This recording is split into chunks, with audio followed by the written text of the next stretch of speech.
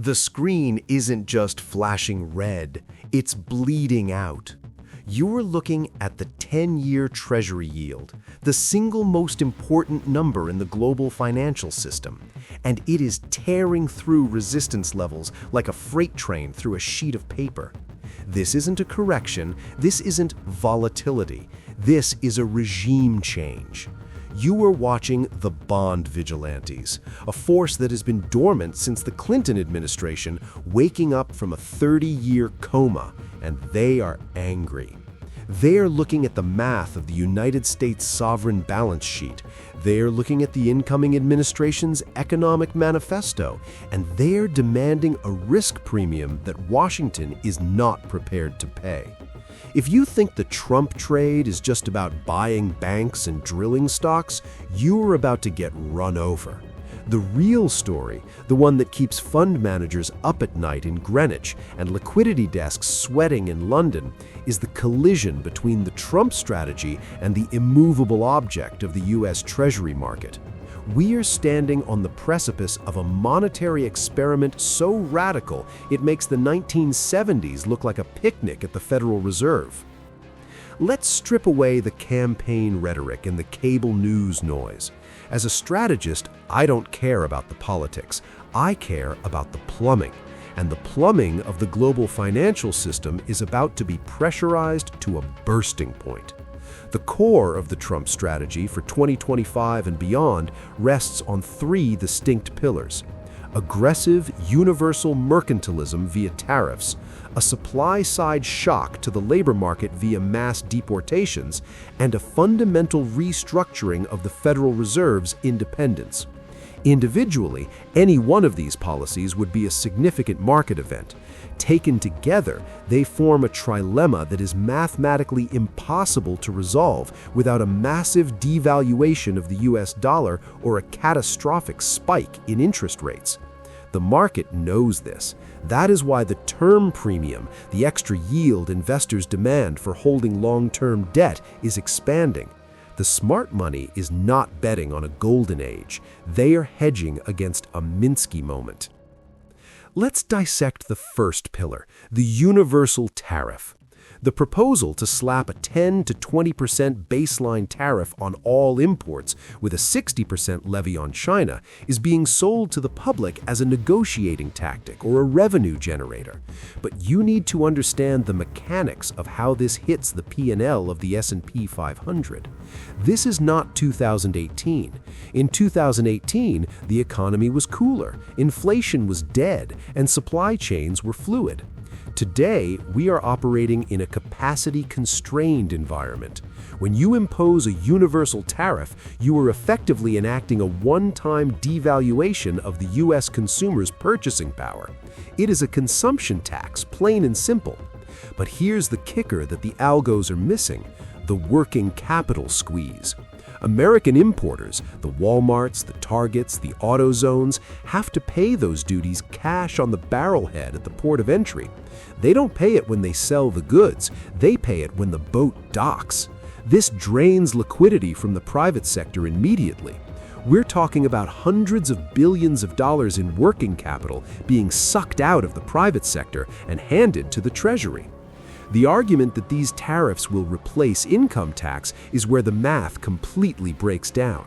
We crunched the numbers. Even with a maximum pressure tariff regime, you are looking at maybe $3 trillion to $4 trillion in gross revenue over a decade. The U.S. federal deficit is running at nearly $2 trillion per year. You cannot fund a modern welfare warfare state on 19th century trade taxes. It is an arithmetic impossibility. So what happens when the bond market realizes that the tariffs won't close the deficit, but they will spike CPI? You get stagflation. You get a scenario where prices rise because of the tax, but growth slows because of the consumption hit. The Fed, sitting in the Eccles building, faces a nightmare. Do they hike rates to kill the tariff inflation, thereby crushing the economy?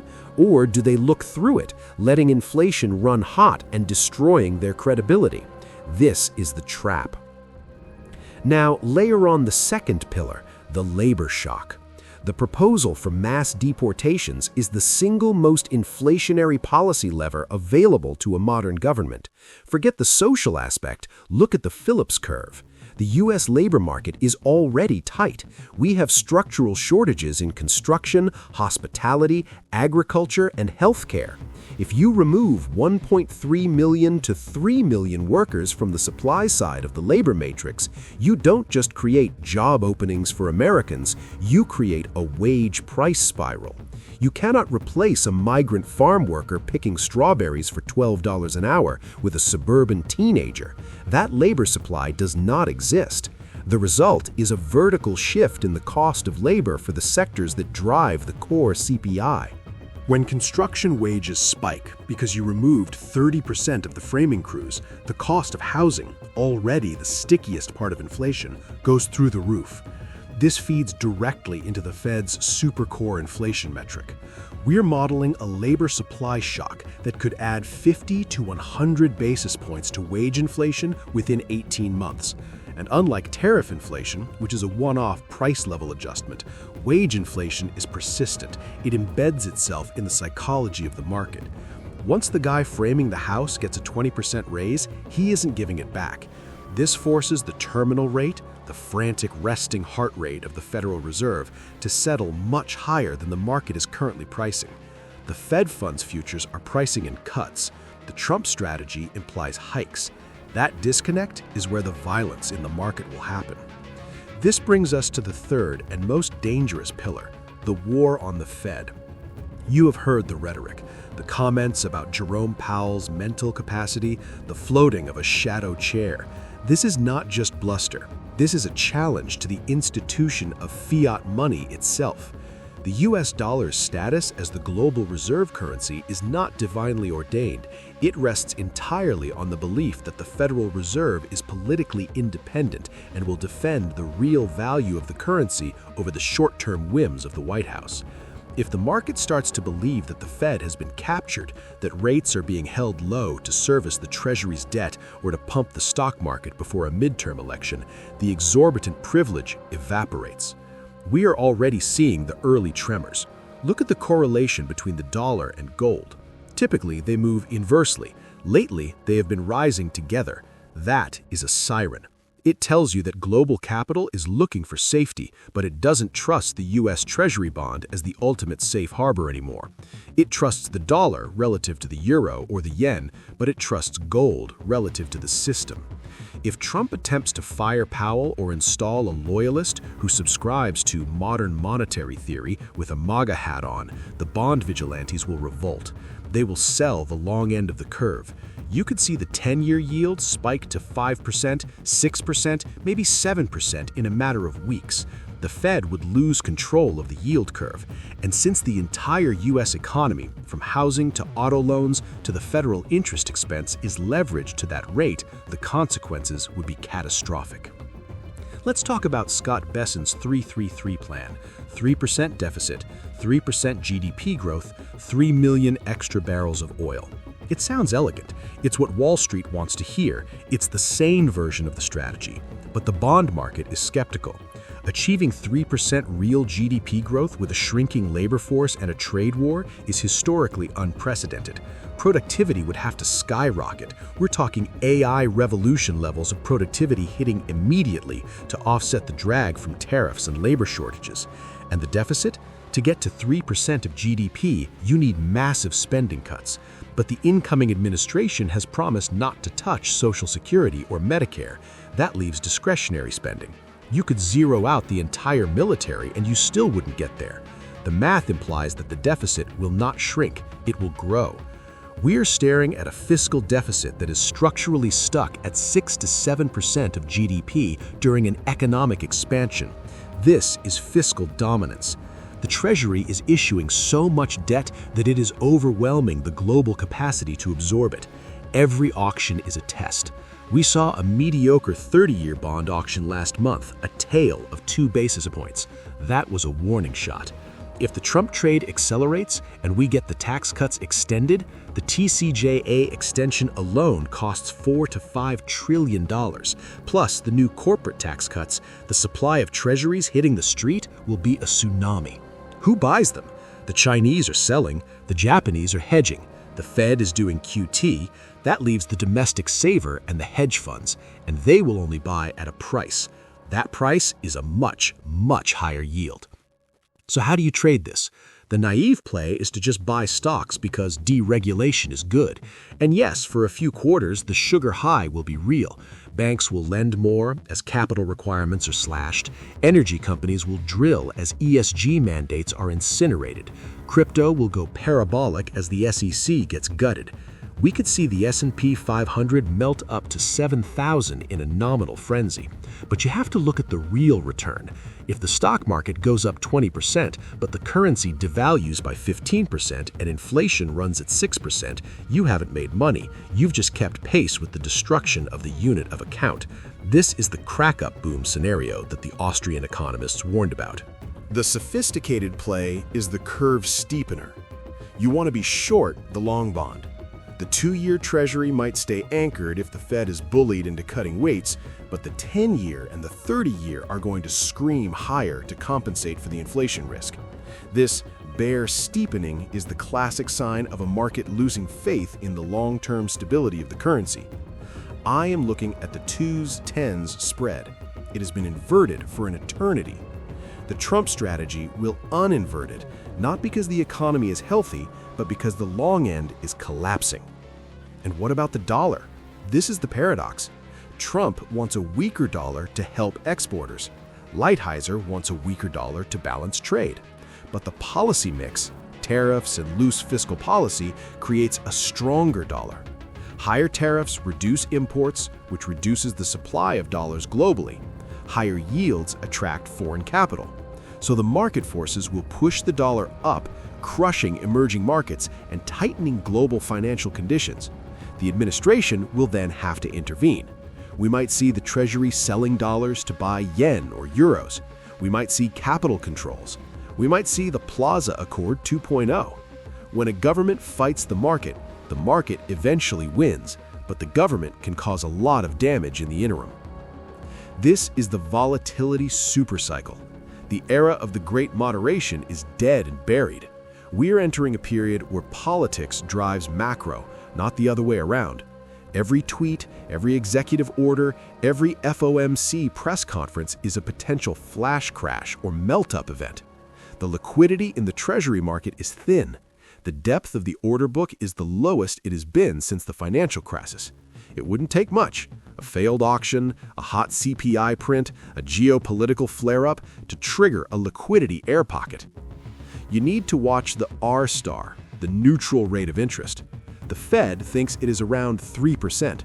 The Trump strategy, with its fiscal expansion and supply shocks, probably pushes R-star to 4.5% or 5%. That means money will never be easy again, even if the Fed cuts rates. The cost of capital has structurally reset. This kills the zombie companies. The Russell 2000 is filled with companies that cannot survive with interest rates at 5%. Deregulation won't save a business that needs 0% rates to service its debt. We are going to see a bifurcation.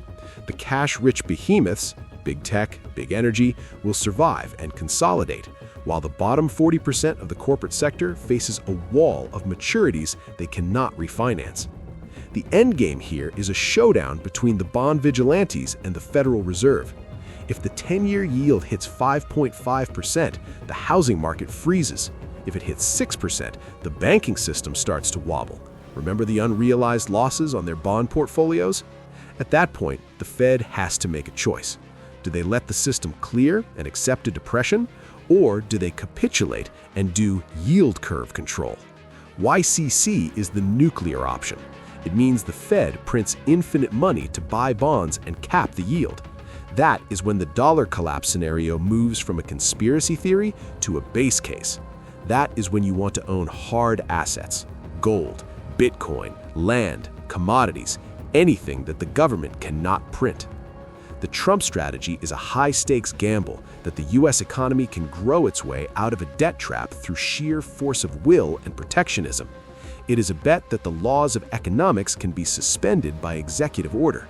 But the bond market is the ultimate truth teller. It doesn't care about the red hat or the blue hat. It cares about the ledger.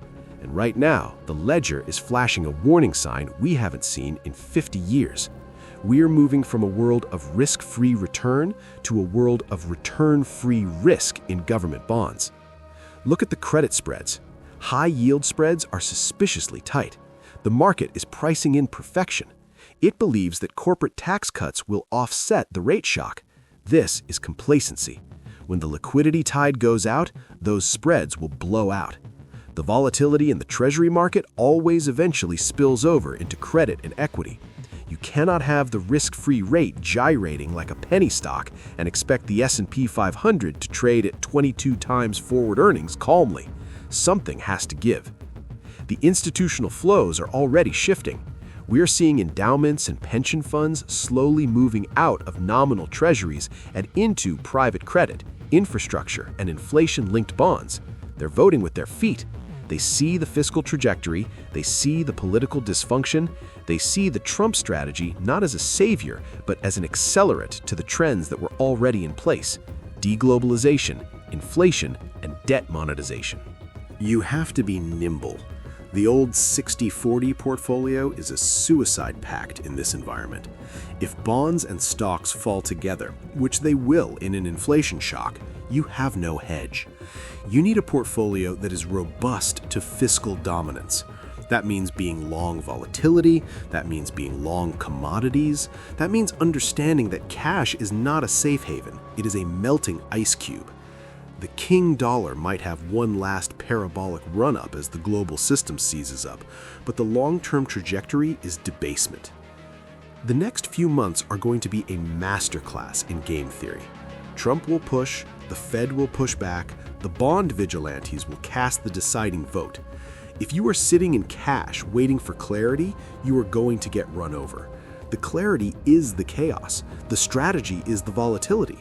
The only way to survive this is to understand the plumbing, watch the yields, and respect the power of the bond market. It broke the British pound in 2022. It broke the Greek government in 2010. It can break the Trump strategy in 2026. This is where the rubber meets the road. The theoretical benefits of protectionism, reshoring, industrial sovereignty take years to materialize. The costs, inflation, retaliation, higher rates, hit immediately. The lag between the pain and the payoff is the valley of death for the administration. Trump will try to bridge that valley with rhetoric and pressure on the Fed, but the market is a weighing machine in the long run, and the weight of $36 trillion in debt compounding at 5% is a gravitational force that no politician can escape. We're watching the crowding out effect in real time. Government borrowing is soaking up so much capital that there's less left for private investment. This is why small business optimism is fragile despite the deregulation talk. They know that if they have to borrow at prime plus 4%, they're done. The animal spirits that Trump wants to unleash are being strangled by the cost of capital. And do not ignore the global dimension. If the US goes full protectionist, the rest of the world retaliates. Europe is already drawing up its target lists. China has been preparing for this for years. They have diversified their supply chains and their reserves. We could see a fragmentation of the global financial system, where the petrodollar is replaced by a petro-yuan, or a decentralized basket of currencies for non-Western trade. This reduces the structural demand for US treasuries just as the supply is exploding. It is the perfect storm. So, when you see the headlines about Trump's economic boom, look at the Treasury curve. Is it steepening? Are real yields rising? Are break-even inflation rates widening?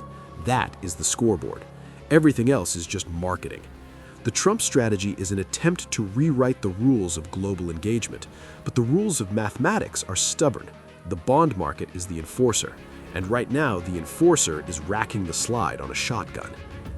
The smart money is positioning for the reflation trade on steroids, but with a hedge for the policy error.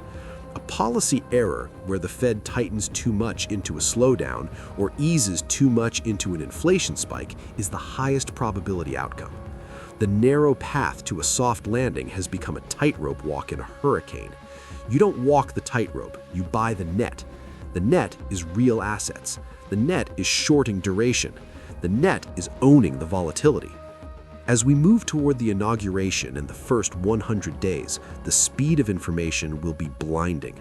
Algorithms will react to keywords and speeches: tariff, Powell, deportation. You need to be faster, or you need to be positioned for the trend. The trend is higher volatility, higher rates, higher inflation, and a lower trust in institutions. That is the macro environment for the next 4 years. Welcome to the jungle. The terrifying beauty of this moment is that we are effectively running a live simulation of what happens when you apply modern monetary theory through a populist right-wing filter. MMT usually posits that deficits don't matter as long as you control inflation with taxes. The Trump version argues that deficits don't matter as long as you control inflation with growth, or perhaps with tariffs. It turns the theory on its head. We are testing the limits of the world's willingness to finance the American experiment. Every Treasury auction now is a referendum on the United States. In the past, these were sleepy affairs. Now they are heart-stopping events. A failed auction where the dealers have to step in and buy the paper because no one else wants it would be the Lehman moment for the sovereign debt market. It would force the Fed's hand immediately. We came close a few times in 2023 and 2024. With the Trump issuance calendar, the probability of a failed auction is rising. If that happens, the repo market freezes, the plumbing gets clogged, and the Fed has to inject liquidity, which reignites the inflation narrative. It's a loop, a doom loop. The deportation aspect is often analyzed purely through a social or legal lens, but the economic shock is what I'm focused on. You have entire industries, agriculture, meatpacking, hospitality, construction, whose business models are predicated on low-cost labor. If you break that model overnight, margins collapse. Companies will either go bankrupt or raise prices. There's no third option. If they raise prices, CPI goes up. If they go bankrupt, supply contracts and prices still go up due to scarcity. This is the definition of stagflationary. And let's look at the housing market. Real estate is the biggest asset class in the world. It is the primary store of wealth for the American middle class. It is highly sensitive to interest rates. If the 10-year settles at 5%, mortgage rates settle at 7% or 8%. That freezes turnover. People with 3% mortgages are locked in. They can't move. First-time buyers are locked out. The volume of transactions collapses. This hits the wealth effect. When people feel their house is illiquid or losing value in real terms, they stop spending. That triggers the recession. But because of the tariffs and labor shortages, prices for goods keep rising. A recession with inflation. That is the worst of all worlds. The geopolitical risk premium is also mispriced. The Trump strategy involves peace through strength and transactional diplomacy. But if he threatens to pull out of NATO or demands protection money from allies, the security architecture of the West fractures. This matters for markets because the safety premium of the dollar is tied to the U.S. military guarantee. If Japan or South Korea or Europe feel they are on their own, they have to repatriate capital to build their own defense industries. They sell treasuries to buy tanks. That is a massive outflow of capital from U.S. markets. Wall Street is currently in the denial phase. They're focusing on the tax cuts and the deregulation because those are easy to model in an Excel spreadsheet. Lower tax rate equals higher EPS equals higher stock price. Simple. But they are ignoring the denominator, the discount rate. If the risk-free rate rises, the present value of those future earnings falls. The multiple compression from higher rates usually outweighs the earnings boost from tax cuts. We saw this in 2018. Tax cuts passed, earnings went up, but the market crashed in Q4 because the Fed was hiking and the trade war was biting. History rhymes. The bond vigilantes are not a conspiracy. They are a decentralized collective of math-based investors, sovereign wealth funds, insurance companies, pension funds, and macro hedge funds who simply demand a return that exceeds inflation. When they see a strategy that guarantees inflation, they sell bonds. It is a reflexive mechanism. The more they sell, the higher yields go. The higher yields go, the more the deficit explodes, interest expense. The more the deficit explodes, the more they sell. It is a positive feedback loop of destruction until the policymaker blinks. Will Trump blink? His history suggests he cares deeply about the stock market as a barometer of success. If the bond market crashes the stock market, he might pivot. He might pressure the Fed to cut rates. But if inflation is roaring, the Fed cannot cut without destroying the currency. This is the checkmate scenario. The corner has been painted. We're also watching the crypto markets closely. The strategic Bitcoin reserve rumor is gaining traction. If the US government actually starts buying Bitcoin as a reserve asset, it is a tacit admission that the dollar is flawed. It would send Bitcoin to the moon, sure, but it would also signal the end of the dollar standard. It would be the Nixon shock of the digital age. It's a hedge against the very system they are running. It's incredibly bullish for crypto, but incredibly bearish for the stability of the fiat system. The Trump trade is a trade on chaos. It is a trade on the breaking of norms. It is a trade on the acceleration of history. The calm, predictable waters of the 2010s are gone. We are in the rapids now. You need to paddle. You need to understand that the signals you are getting from the media are lagging indicators.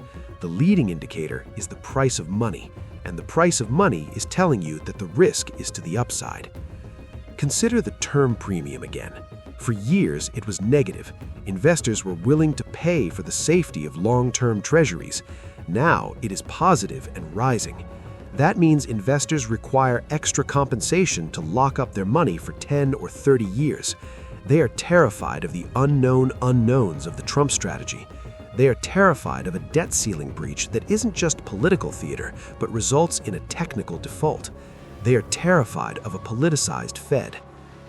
The next step for you need to audit your exposure to duration risk. If you are holding long-duration assets, long-term bonds, growth stocks with earnings far in the future, real estate in non-prime markets, you are in the blast zone. You want short-duration assets, T-bills, value stocks with high current cash flow, commodities. You want to be close to the cash register. You want things that can reprice inflation immediately. This isn't doom-mongering. This is risk management. The probability distribution of outcomes has fat tails. The golden age is a possibility, yes, if everything goes perfectly. Productivity booms, the world accepts our tariffs, the deportations don't crush wages. But the left tail risk, the crash, the stagflation, the debt crisis is fatter than it has ever been. As a strategist, I don't bet on hope. I bet on probabilities. And the probabilities say, buckle up. The energy sector is the one place where the strategy is internally consistent. Drill, baby, drill lowers energy costs, which is deflationary. This is the one counterweight to the inflationary tariffs and wages. If U.S. oil production hits 15 or 16 million barrels a day, it could crash global oil prices. That would act as a massive tax cut for consumers and might, just might, give the Fed enough cover to hold rates steady instead of hiking. That is the narrow path to victory. But it requires the Saudis to play along, which they won't, and global demand to hold up, which it might not. Watch the spread between Brent crude and WTI. If WTI collapses relative to Brent, it means we are flooded with oil we can't export fast enough. That's good for the U.S. consumer, bad for the U.S. oil patch. It's a delicate balance. In conclusion, the Trump strategy is a radical departure from the neoliberal consensus of the last 40 years. It is economic nationalism meets MMT meets 1980s deregulation. It is a volatile cocktail. The hangover could be severe. Or the party could go on until the police, the bond vigilantes, shut it down. My money is on the police. The Treasury market is bigger than any president. It is the base layer of global capitalism, and right now it is screaming no mas. The liquidity crunch is the first act. The credit contraction is the second act. The recession is the third act. And the policy response, the printing, the stimulus, the yield curve control, is the finale. Position accordingly. Don't be a hero, be a survivor.